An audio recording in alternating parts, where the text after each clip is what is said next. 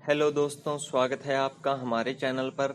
आप मेरे चैनल को लाइक करें, सब्सक्राइब करें और शेयर करें ताकि ज़्यादा से ज़्यादा आपकी तरह स्टेनो डिक्टेशन की तैयारी करने वालों को अच्छी प्रैक्टिस का मौका मिल सके और अच्छी प्रैक्टिस के लिए उन्हें अभ्यास डिक्टेशन मिल सके। तो चलो दोस्तों, ज़्यादा समय नहीं लेते हुए शुरू करते हैं। 5 सेकंड बाद 80 शब्द प्रति मिनट की गति से डिक्टेशन।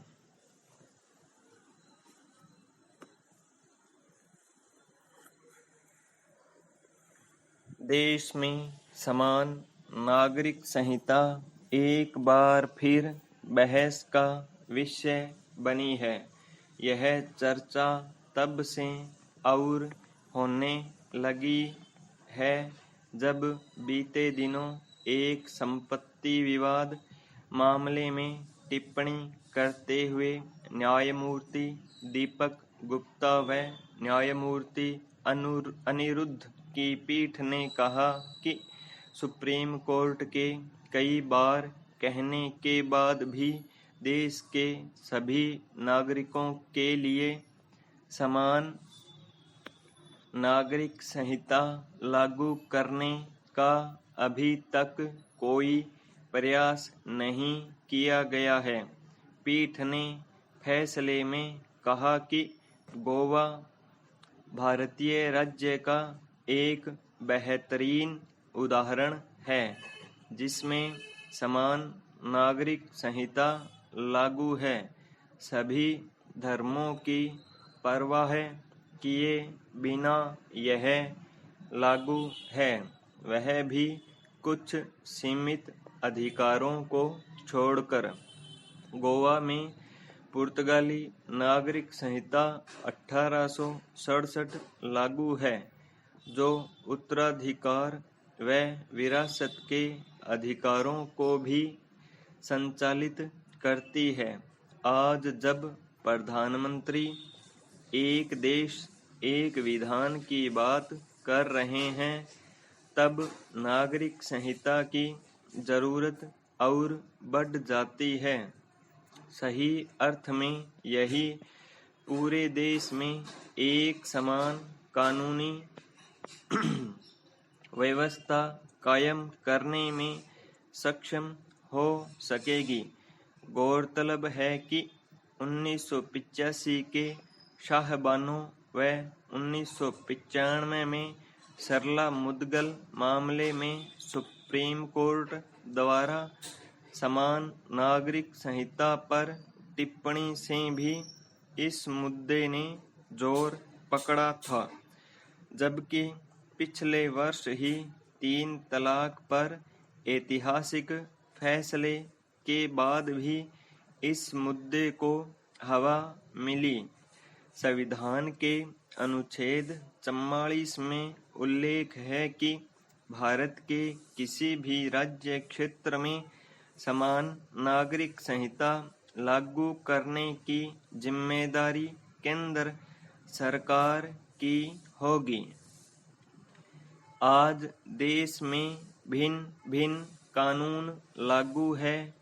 कई धर्म के लोग विवाह, संपत्ति और गोद लेने आदि में अपने पर्सनल लॉ का पालन करते हैं।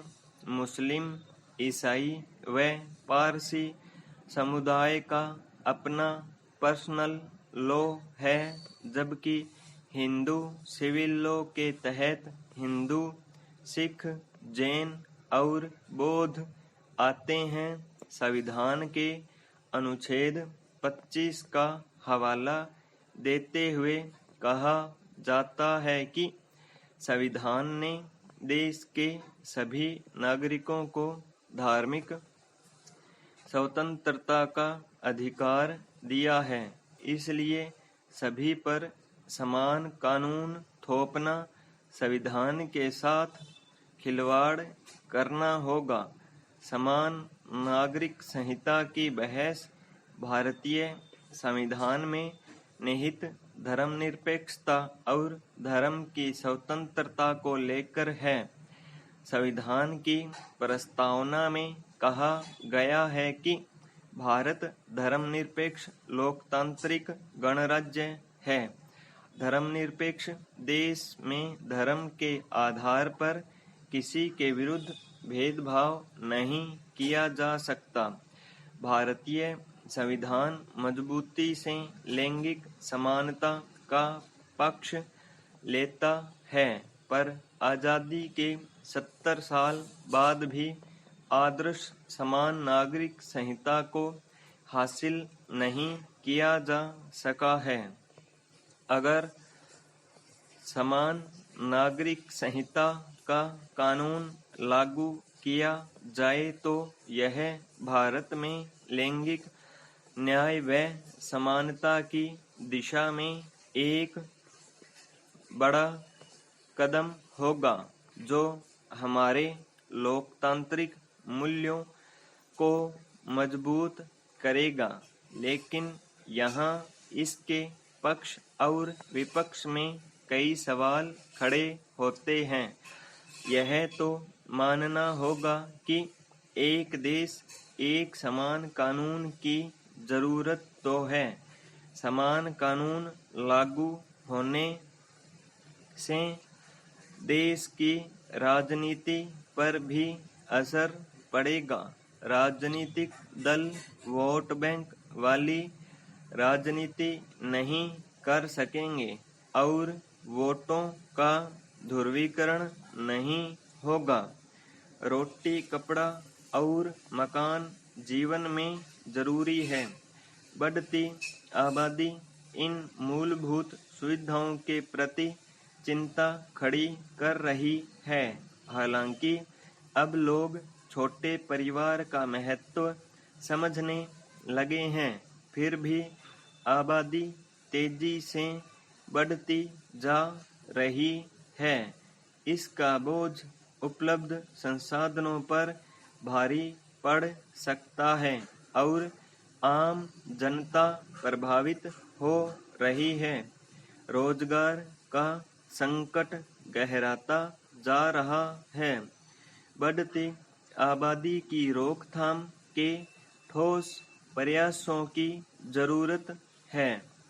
देश भर में इस बार मानसून मेहरबान रहा। पानी की कमी वाला राजस्थान भी इस बार तरबतर रहा है। कुछ जिलों में पानी भर गया व नदियों में उफान आ गया। ज्यादातर निचले इलाकों में लोग अतिक्रमण कर बस गए। ऐसे स्थानों पर बरसात में जलभराव हो गया। निचली बस्तियों में लोग नहीं बसे। इसके लिए पहले से ही ठोस कदम उठाने होंगे, वरना बाढ़ राहत से लेकर मुआवजे तक का बोझ सरकारों पर पड़ता ही रहेगा। नए मोटर व्हीकल कानून का वे ही लोग विरोध कर रहे हैं जो सड़क सुरक्षा को मजाक का विषय समझते हैं।